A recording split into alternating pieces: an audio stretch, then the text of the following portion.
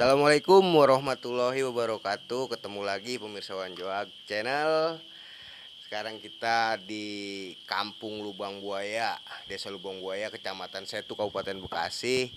Nah, kita udah sama Bapak Lurah nih, Bapak Lurah Maulana Yusuf. Akrabnya dipanggil Bang Yosep. Gagah, lurah kita. Nah, sama Bang Aga Handoko ini, Ketua Komunitas Historika Bekasi, dan juga Pimred sebekasi.com. Nah, sekarang kita ngobrol-ngobrol nih tentang sejarah Lubang Buaya, Cijengkol. Nah, terus tentang Kemandoran di zaman kolonial Belanda ya, Pak Lurah. Nah, kita kongko-kongko nih sama Pak Lurah nih. Ceritanya gimana? Gimana Pak Lurah ceritanya? Oh, kalau cerita masalah kemandoran ya, itu turun-temurun.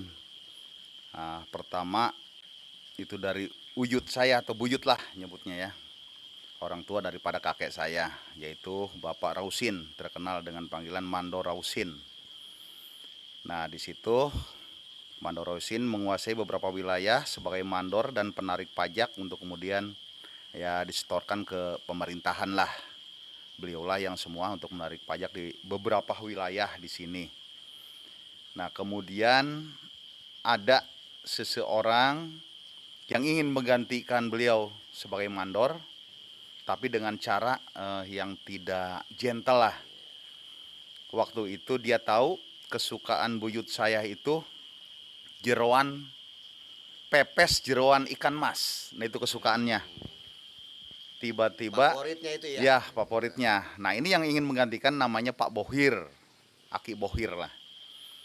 Diberilah pepes jeroan ikan mas kakek buyut saya tersebut. Nah, kemudian pulang tiba-tiba ya mulutnya berbusa sampai akhirnya meninggal.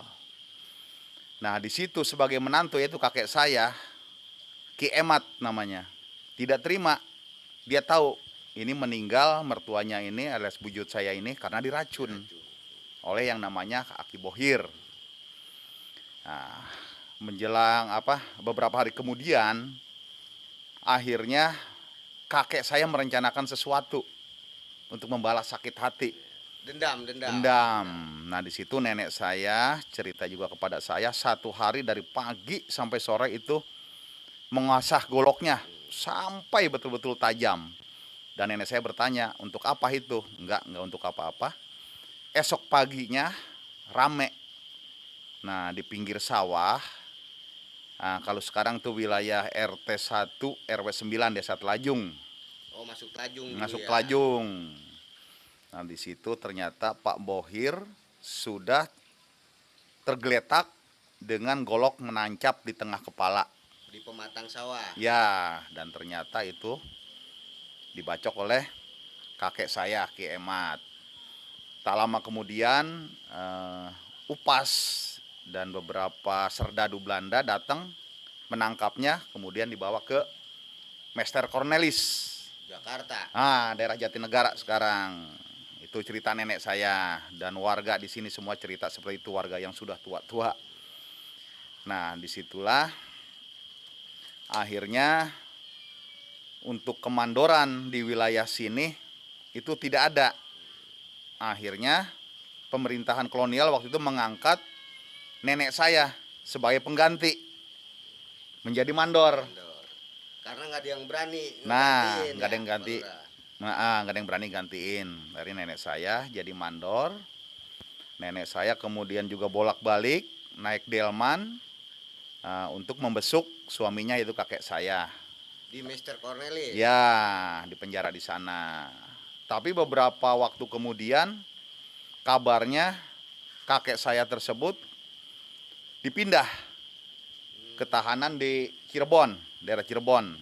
Mungkin karena ada terjadi sesuatu hal di dalam sel, katanya sering bikin keributan, akhirnya dipindah jauh ke Cirebon. Nah, disitulah nenek saya sudah ditugaskan juga sebagai pengganti mandor di sini, tapi juga harus ngebesuk suaminya yang begitu jauh.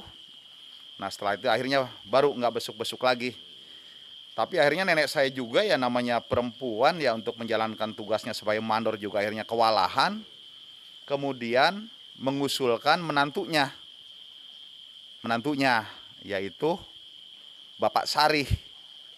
Sarih. Nah, Sarih akhirnya diangkat jadi mandor, terkenal Dulu mas siapa? Sarif Kong Mandor Badur. Sarih Kong Badur ya. alias kalau panggilannya itu Kong Badur. Ya. Nah, Kong Badur, masyarakat Setu pasti kenal dengan Kong Badur. Nah, itulah dari Kong Badur. Karena Kong Badur ini sebagai mandor juga sering melakukan ya tindak-tindak pelanggaran hukum bersama adik ipar sendiri, Wak Ahmad, Wak saya, begitu, adik iparnya lah. Nah, akhirnya kemandoran pun ditinggalkan. Kemudian digantikan oleh sepupunya yaitu Mandor Saenin. Nah, begitu hingga akhirnya terbentuklah desa. Selesai udah kemandoran di situ. Tahun berapa itu Pak Lurah? Itu di akhir 60-an. Akhir 60-an terbentuk Desa Sukamulya, Setu. Yang kemudian sekitar tahun 70-an diganti lagi Desa Tanjung Jaya. Tanjung Jaya. Ya, terdiri dari beberapa wilayah, ada Lubang Buaya, Telajung, Kijengkol. Yang kemudian Telajung memisahkan diri atau berdiri sendiri sekitar tahun 76, resminya 78 terjadi pilkades di situ. Pilkades yang pertama yaitu Bapak, ya terkenalnya Bapak Haji Kubilah melawan Bapak Soekarno, dimenangkan oleh Bapak Kubil. Kemudian menyusul wilayah kita sendiri, Lubang Buaya pada tahun 83.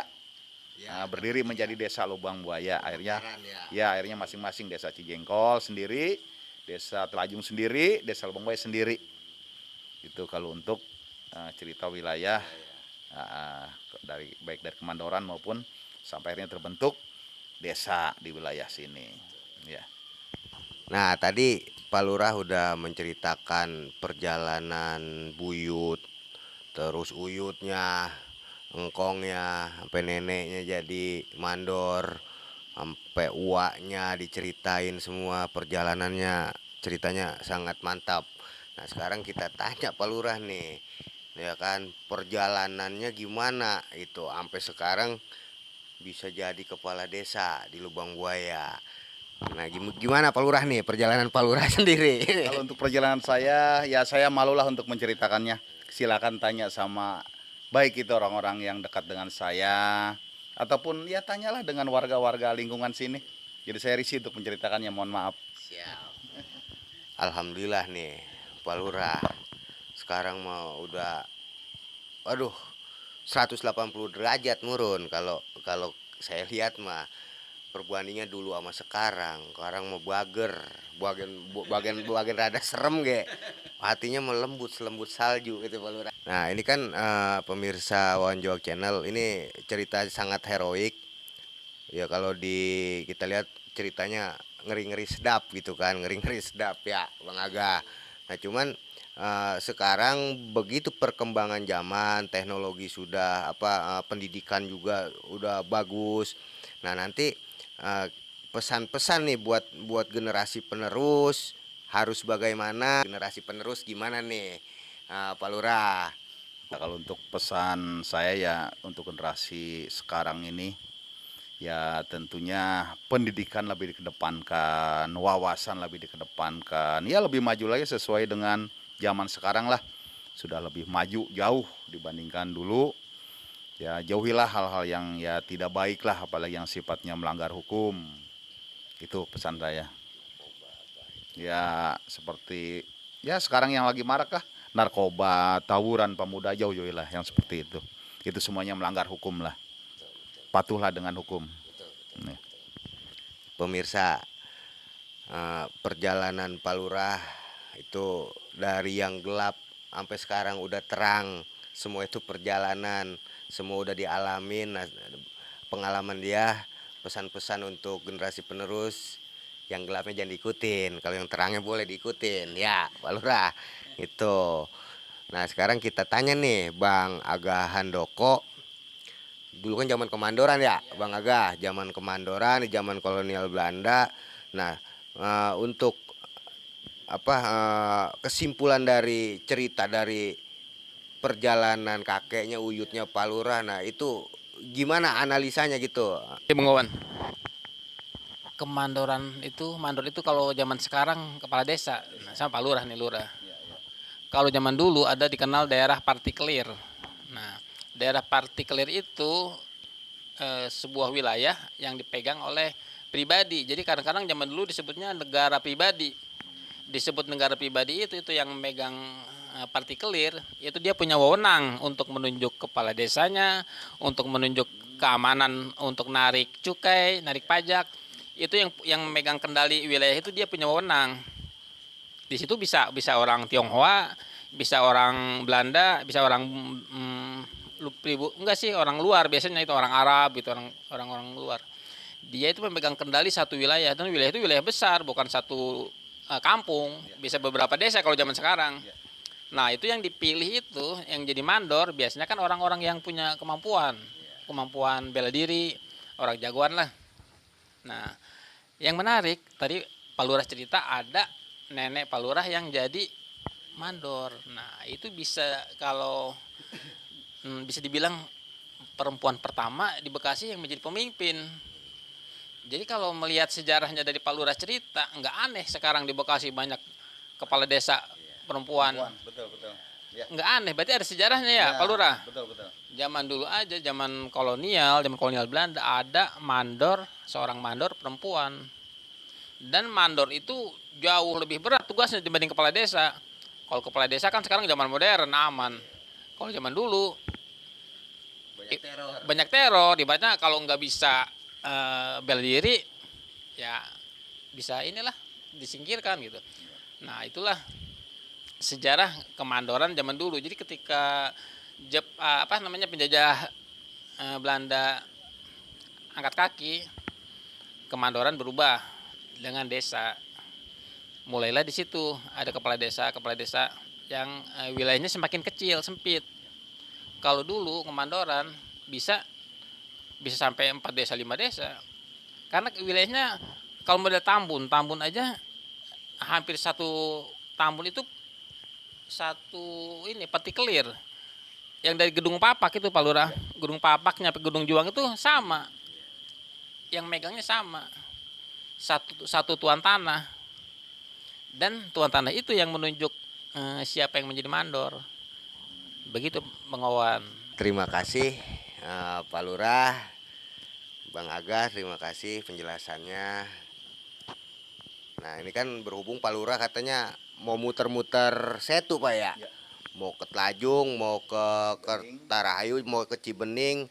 Kita muter-muter nih. Pak Lurah udah ditungguin sama siapa tadi? Di depan pada nungguin. Oh, banyak dari Pemda, dari Dinas DPMD ada Ibu Haja Hida Parida juga, ada Pak Maman dan yang lain-lain.